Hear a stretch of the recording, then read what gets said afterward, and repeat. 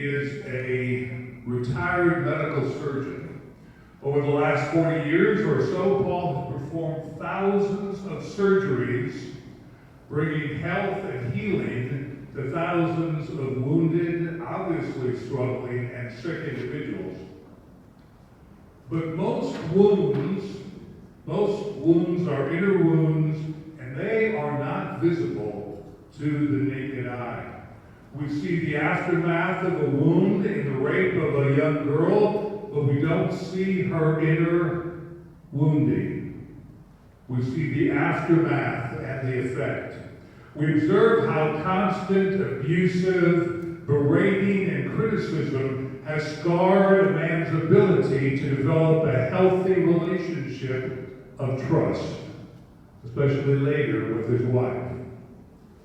What we are unable to see, however, is his inner fear of authenticity, his fear of being real, his fear of truly exposing himself, lest he experience again that rejection and that awful pain that comes with it. What we do see is his mask of success. That mask that he hopes will protect him and guard him and make him acceptable in the future.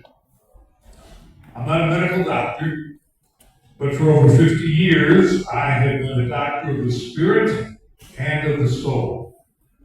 I'm not a certified counselor, but for over half a century, I've been practicing in the church what is commonly referred to as long-term pastoral care, or soul therapy. I've also been a coach, professional coach and coach trainer for almost 25 years.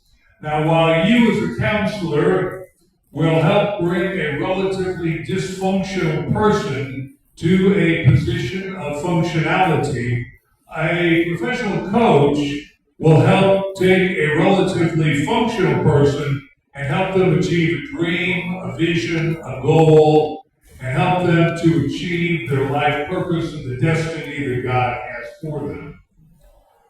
My specific coaching niche is personal leadership development, or what we call PLE. So I employ psychometric instruments as a means of helping leaders both come to understand themselves and also come to understand those that they lead, that they might lead more effectively. So I am a certified MBTI practitioner, an MBTI master practitioner, an EQI 2.0 and EQ 360 consultant, a pyramid personality integrator consultant, and a Firo and Firo D consultant. Some of those you may be familiar with, most of those you probably not. But today you are joining me on a journey. Each person you counsel, each child whose painful story you listen to, each abused woman who trusts you enough to share her pain, each man gripped by fear yet pretending to be strong, each one needs to be precious in your sight. So my encouragement to you today as graduates is fivefold. Number one, look at those you counsel with eyes of compassion. What is compassion? The meaning of compassion is sympathetic consciousness of others' distress, joined with a desire to alleviate that distress. Compassion is sensitivity to the emotional aspect of the suffering of others. So in other words, look at them with eyes of compassion, consciously sympathetic of their distress, having a desire to alleviate their distress, and being sensitive to their needs. Secondly, listen to them with a heart of empathy. Empathy is recognizing, understanding, and appreciating how other people truly feel. Empathy involves being able to articulate your understanding of another's perspective and then behaving in a way that respects their feelings. In other words, you are attempting to see their situation through their eyes, not just your own. So on the one hand, as you look at them with compassion, you will be moved because you will see them with your own eyes. But you must be moved with empathy as you view their situation through their eyes. Thirdly, handle them with care. They are already in pain. Be careful as you hold their heart. Care often involves giving serious attention to the details regarding their situation. So what must you do? Genuine care involves listening. Listening not so you can give an answer. Listening not so you can solve a problem.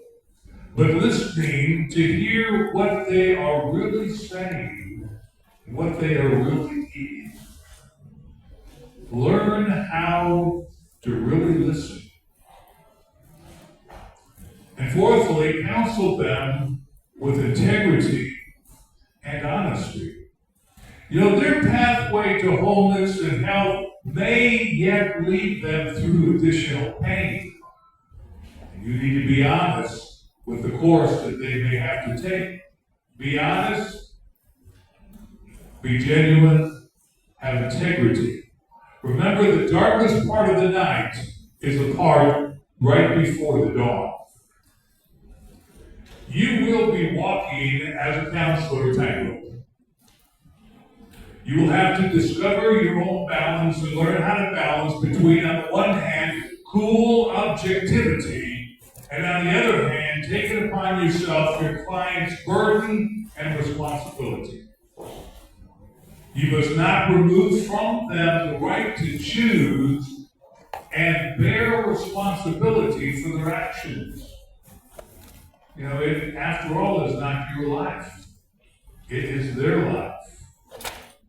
And they must take personal responsibility for the choices they make as you counsel them. Your own heart may often break as they make unwise choices that you know will only lead to additional pain, additional suffering, and additional wounding. And at such times, guard your own heart, lest you yourself become cynical with people, or callous, or hard-hearted, and hardened in your own heart. You want to stay compassionate, you want to stay empathetic, but you also want to stay honest with integrity. Today, I celebrate your graduation. I have one in particular who's graduating, and I especially celebrate Denny's, but I celebrate all of your accomplishments. But graduation, as has been said, does not mean that you stop learning. You know, on the average, human knowledge is doubling every 13 months. In some disciplines, it's doubling faster than every 13 months. But in general, human knowledge is doubling in 13 months. If you were to have learned 100% of everything about counseling psychology in the last year, next year you will know only 50% of all that knowledge that's available. And in 2 years, you will know 25%. And in 3 years and 4 years, you will know far less. So my fifth encouragement to you is this. When you leave here, keep learning. Keep developing. I received my latest, I'm not sure it's my last, but I received my latest certification when I was 70. Wow. So you can continue to learn and continue to develop and continue to grow. You owe it to yourself.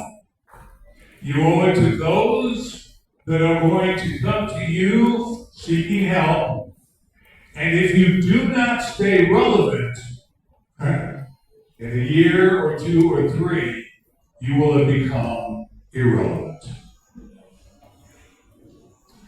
You know, over the course of your career, at times you will experience the pain of failure, personal failure.